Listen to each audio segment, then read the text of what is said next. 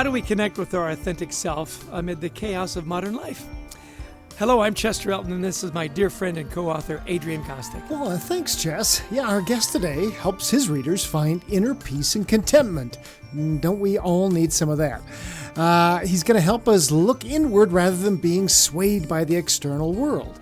And as always, we hope the time you spend with us today will help reduce the stigma of anxiety at work and in your personal life. Chess, you're muted. I could have sworn I unmuted myself. There's a little edit for you there, Brent. And with us today is our new friend, Sean Randall, who is the author of Words Like Wine, A Piece of My Mind, and his new book, Letters from Lima. His metaphysical poetry and novels take readers on a journey inside worlds they never knew existed to uncover truth and discover themselves all over again. Sean, we are delighted to have you on the podcast. Welcome. Well, thank you so much. It's great to be here. Well, Sean, look, if I had a nickel for everybody I know who's moved to Lima, oh my gosh, I'd be a rich man. So you don't know anyone who's moved to Lima. Exactly. So start with this recent work. What made you move to Lima, and how has living abroad influenced your work, which is really interesting in our Anxiety at Work podcast here?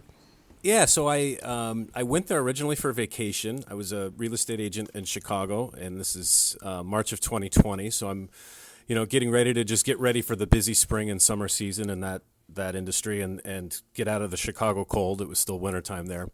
So I wanted to go somewhere south of the equator and looked at a range of places and just landed on Lima. The culture and the archaeology and that stuff is what attracted me to it. And so I went there on vacation in March of 2020, and I met somebody and fell in love, head over heels, love at first sight, all the cliches, all at once.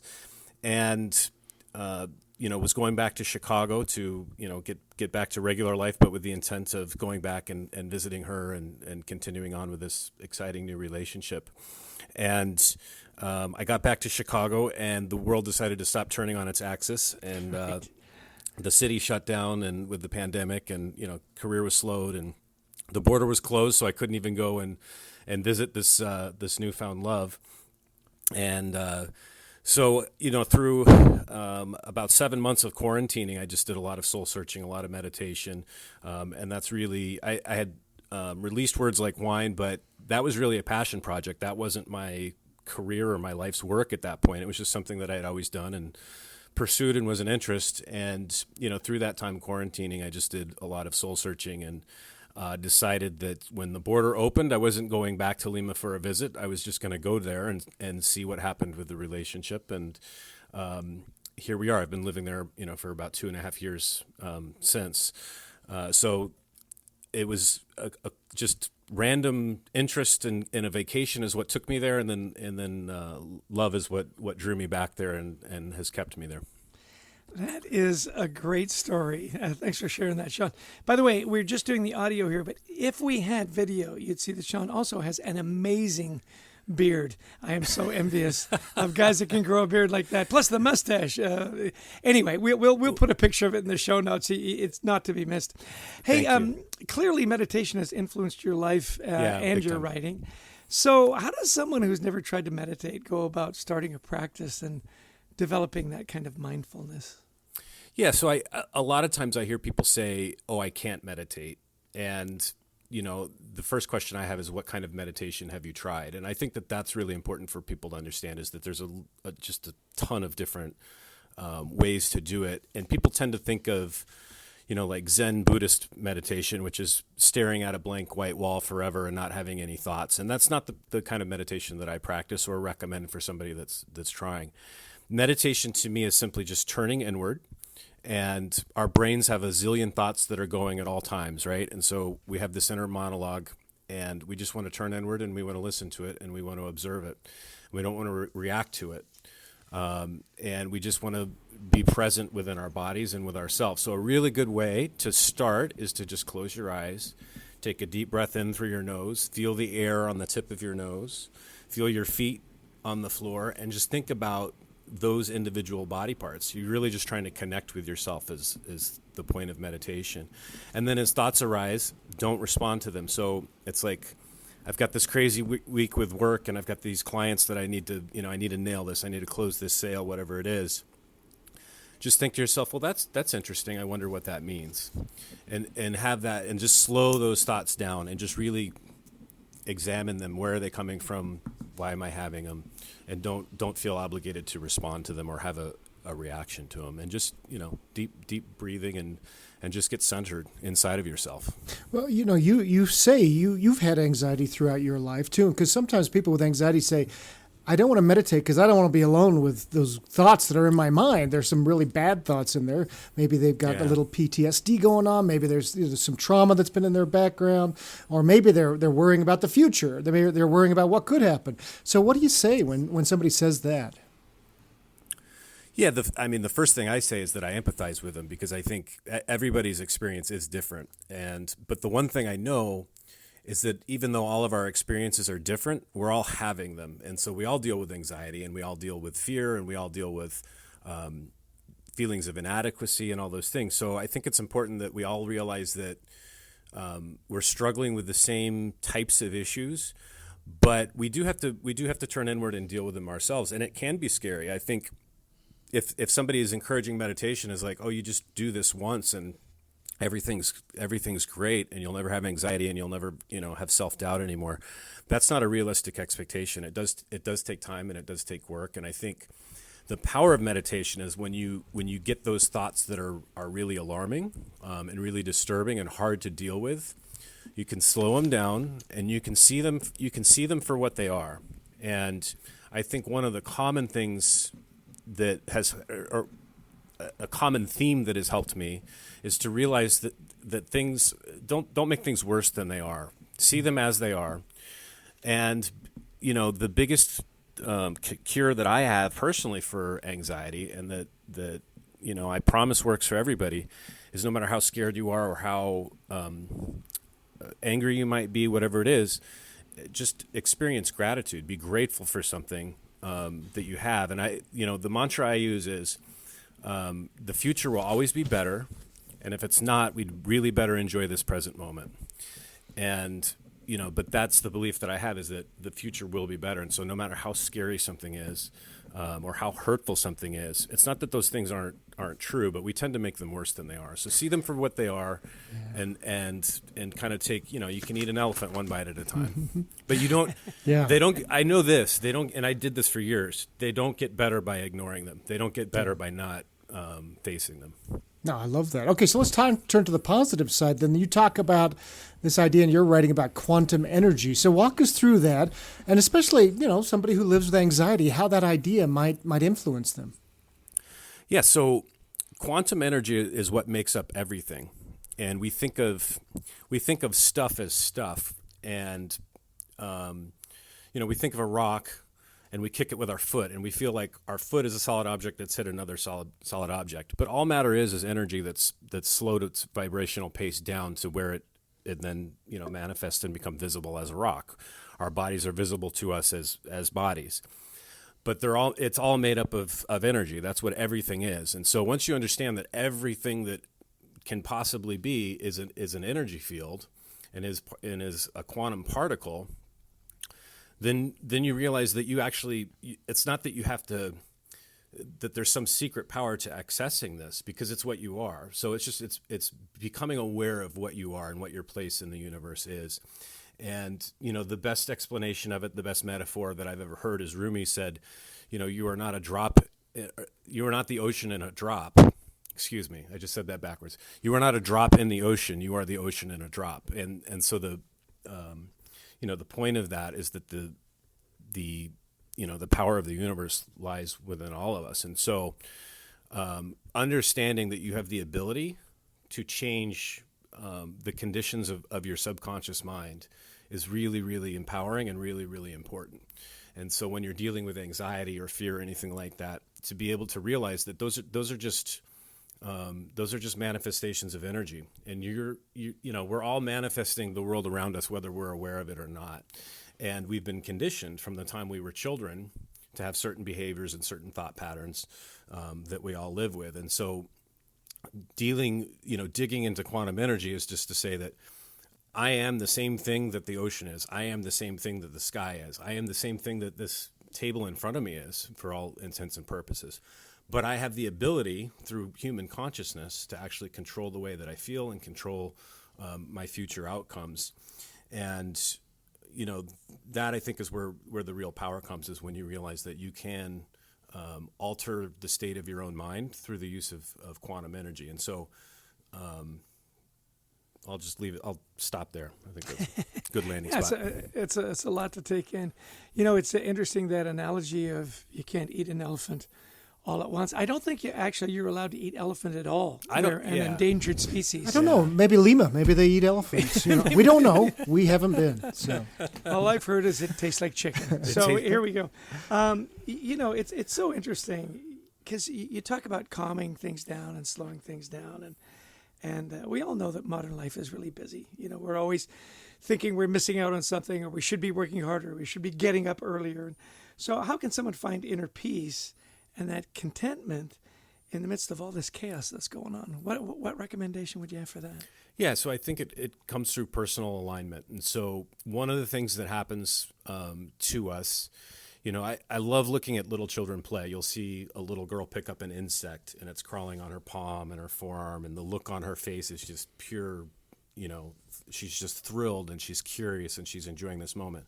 Another child might not have that same experience. Another child would look at the bug and freak out and scream. And those are both just genuine, natural reactions based on those intuitive inclinations that we all have as individuals.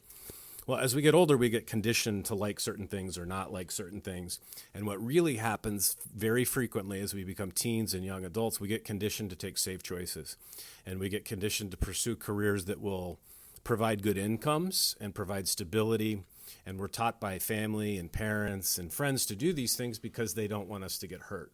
They want us to feel safe, and they want us to be in comfort.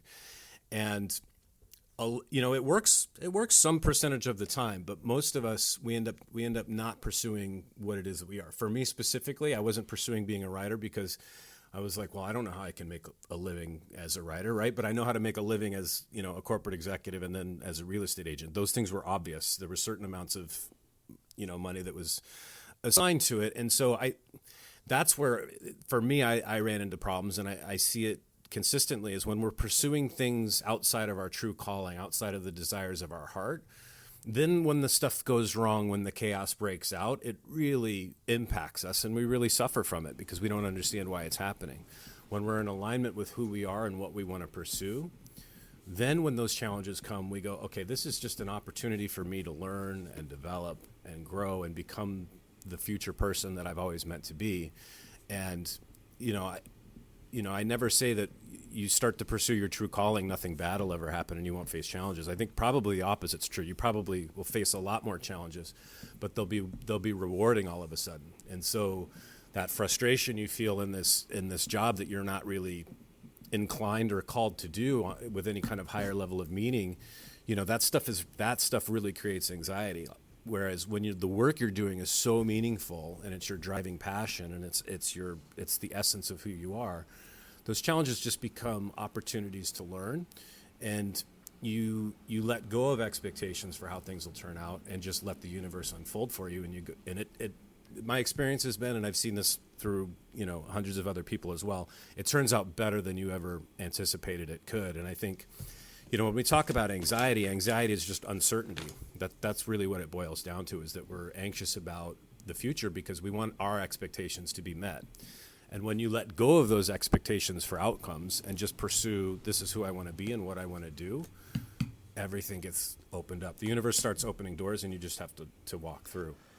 Yeah, I love what you're talking here about this, the idea of when, challenges can be rewarding when we're pursuing our passion, our what we really want out of life. And yet how many people get trapped in that, I'm chasing the buck, and then when challenges come, it becomes chaos. I love this thought, Sean. Hey, how can people learn a little bit more about your work? Where would you send them?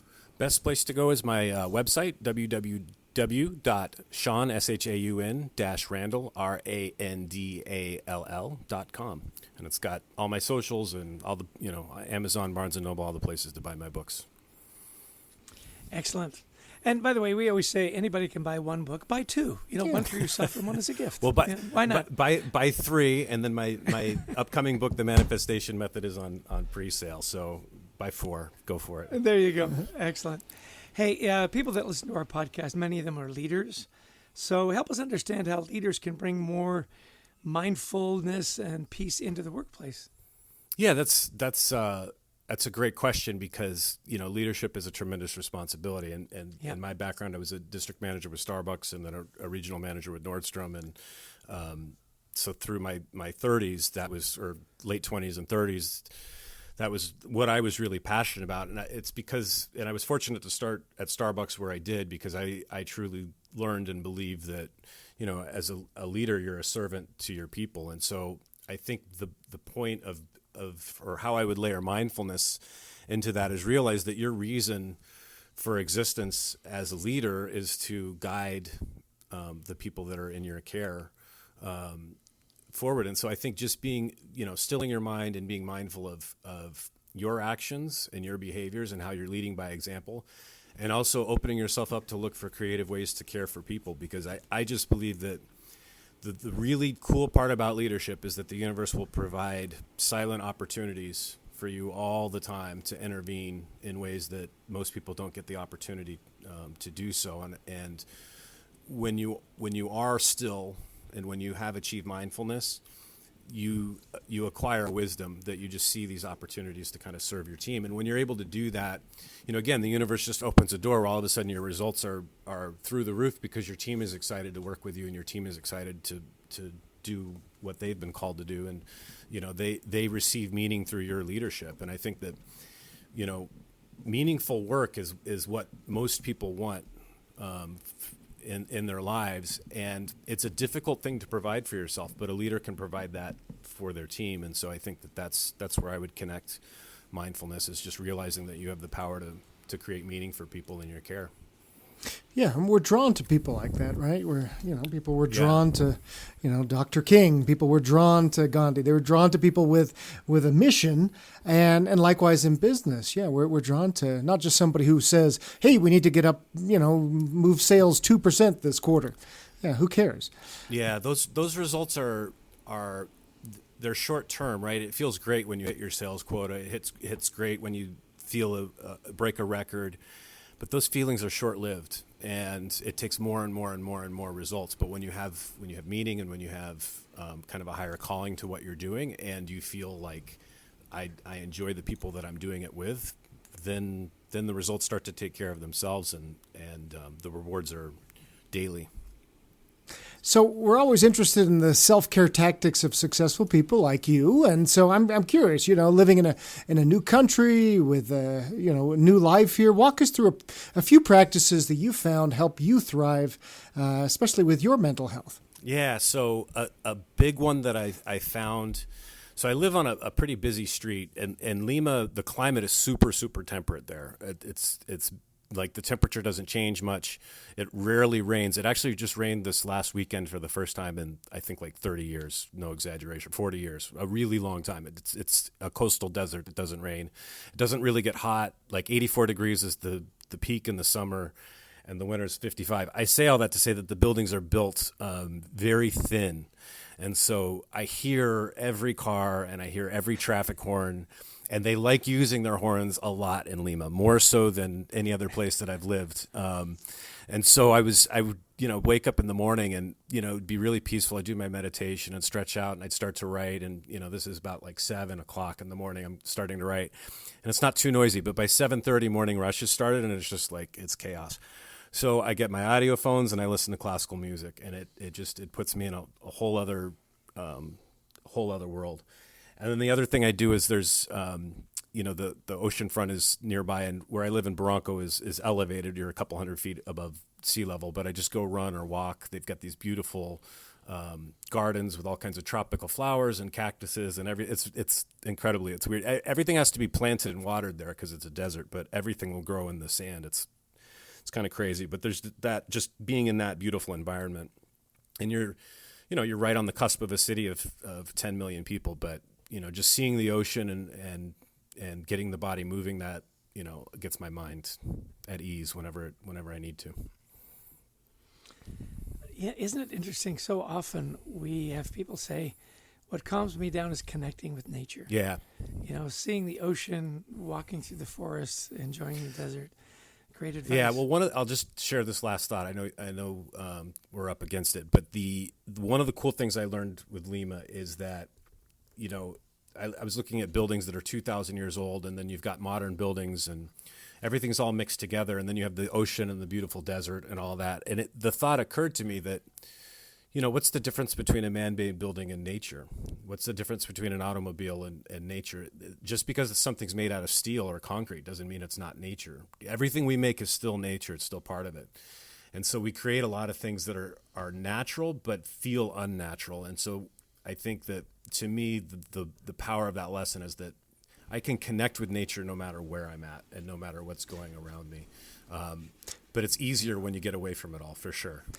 Yeah, see, I told you, Chess, my Pepsi is natural, okay? And you're saying it's chemicals and, yeah.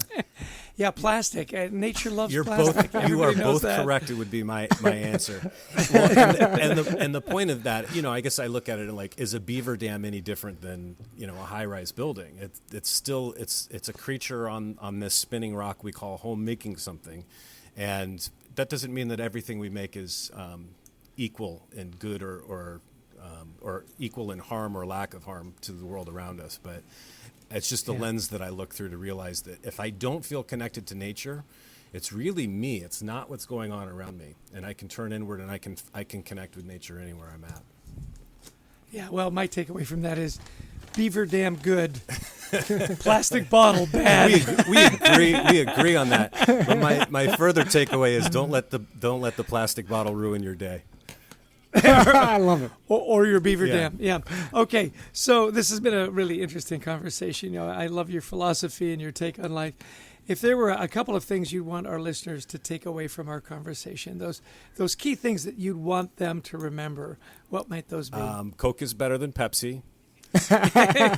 Beaver dam's better than plastic. On a serious note, so I think, to me, the number one thing that we should all do is focus our attention inward, really, really look inside and find out where our true heart's desires are, as opposed to looking to the external world. Any of the feelings we hope that we can get from career or financial success, all of that, we can find them inside of us, and they're longer lasting. And the other thing that is really, really important is to understand, as you're trying to create something in your life, that the universe will give you what you need before you get what you want. And when you realize that, and you realize that that whatever happens is just the universe unfolding itself on my behalf, and I might not get what I want right away, but I know that what's happening is something that I need, and it's part of the journey that I'm on to ultimately become the person that I want to become. Very profound. Well, Sean Randall's been our guest. We have loved learning from you today. You could just see Sean is somebody you just love to sit down, have a meal with, and just soak in his wisdom. So pick up his books, learn what he does, and thank you, Sean, for joining us today. This has been really enlightening. Yeah, thank you both. I really enjoyed it. Adrian, so what were your key takeaways there? Well, really fun for us to think a little bit more about, ideas like meditation, mindfulness, which, sometimes we get, this is anxiety at work we deal with, but This is so important. And, first off, starting with the idea of meditation, and I hear from people, like you and me, we're pretty A-driven type personalities. We probably have a hard time just relaxing and meditating. And he says, look, it's okay. There's different ways you do this. It may just be, a deep breath and thinking about what's going on. And don't be afraid of those scary thoughts. You're not going to solve it all in one session, but be grateful for them. Just let them process. Think, oh, that's interesting versus, oh, my gosh. Yeah. I find that's always a lot easier to say than to do, because when you're in the midst of all that, it really is trying. The meditation tip that he gave right from the get-go that I thought was great is I can't meditate. He goes, well, what have you tried? Yeah.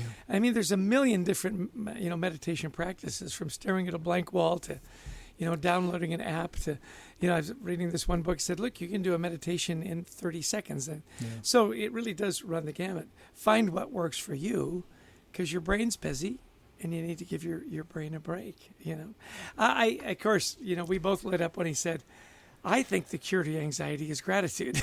I mean, that's right in our bailiwick. If you've bought our book, Anxiety at Work, buy it a companion volume, which is Leading with Gratitude. This idea of really looking around and saying, what can I be grateful for? His mantra that things will always get better, and if they don't, enjoy the now. Yeah. Really a wonderful short take on, hey, be grateful for the now.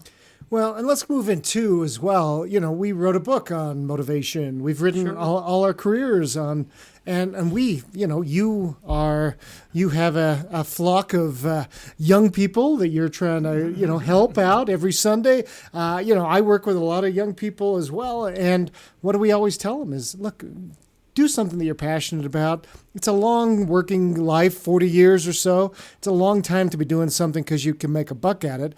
But how many people get stuck in, engineering because I'm good at math, but I hate it. Or, sales because I'm good at sales, but I really don't like this. I want to be creative. When challenges come up, when we're pursuing our passions, boy, we're a lot more able. We may not make as much money, but you're going to be a lot happier in life. It's pretty profound. Yeah. I so enjoyed when he used the childlike joy. You see little kids playing with bugs, and some of them think it's fascinating, and some of them think it's terrifying. Yeah. We've all got a different take. Getting back to that childhood joy, when you get up, are you excited to go to work? Are you excited to do what you do? How can you make what you do more exciting? How can you make what you do more fulfilling? Or do you find that fulfillment after work in your family or in your charities or in your church, whatever it might be? I it's not often you meet somebody that says, yeah, listen, I met somebody and I decided this is for me, I'm going to go for it. I so admire that, because often I'll have those kind of feelings or thoughts and go, yeah, but there's a lot of unwinding to do there if I really want to do that. And, Adrian wouldn't appreciate it. No, nor would your wife, if you decided to stay in Lima. And or the bank that holds my mortgage, And so the fact that he could really make that commitment, unwind his life and move to Lima and figure it out and fall madly in love. I mean, you got to admire that. Oh, yeah, it's wonderful. It's a great story. And, I'm excited to check it out in his book. And, okay, the last thought for me was on leaders. And he said, look, be still. The meaningful leader. We hear over and over again nowadays, right? It's it's the death of the powerful, know everything leader. Right now, leaders are people who are vulnerable, who provide purpose, who rally us together. And this idea, aren't we drawn more to people who are inspiring in that way versus those who, demand excellence? And yet, often we're working with those kinds of leaders, aren't we, Jess, as we executive coach? Look, I've got to get to that 3.7 customer satisfaction rate, and I'm going to bludgeon you if we don't make it there. Yeah. Whippings will continue until morale improves. The old, my biggest takeaway was focus inward. Mm-hmm. Make sure that you're true to your heart's desires, and that the universe will give you what you want, even before you find out what it is that you need. Wonderful to have that conversation with a great philosopher. And again, actually, it was the other way around. The universe will give you what you need before it gives you what you want. Let's go back to the videotape on that one. I thought I took some good notes on that. It's one way or the other. Either way, it's profound. I'm going to go with that. Yeah. Again, our guest was Sean Randall, the author of Words Like Wine, A Piece of My Mind, and his new book, Letters from Lima, metaphysical poetry and novels that take you on a wonderful journey. Check it out at bookstores and, of course, at his website, which is sean-randall.com. Well, Adrian, another great podcast, and we've got a lot of people to thank, so why don't you kick us off? Well, absolutely. We want to thank Sean for being on the show. A big thanks to our producer, Brent Klein, to Christy Lawrence, who helps us find amazing guests, and to all of you who listened in. If you like the podcast, please share it, download it, make a collage of it, whatever you would like to do, but we'd love you also to visit thecultureworks.com. We've got free resources there, including the first chapter of the book Anxiety at Work. And Chess, was that a book a bestseller? I think it was. Yes, it was. Yeah. And one of many, I think, that you and I have collaborated on. Hey, and we love speaking to audiences around the world. If you're looking for a presentation, whether it's virtual or in person, about topics like culture, teamwork, resilience, and of course, anxiety at work, give us a call. We'd love to meet you in person or virtually at your next event. And I think that's a wrap, Adrian. Bring us home. What words of wisdom will you wrap up this experience with? Well, thanks everybody for joining us. Until next time, we wish you the best of mental health.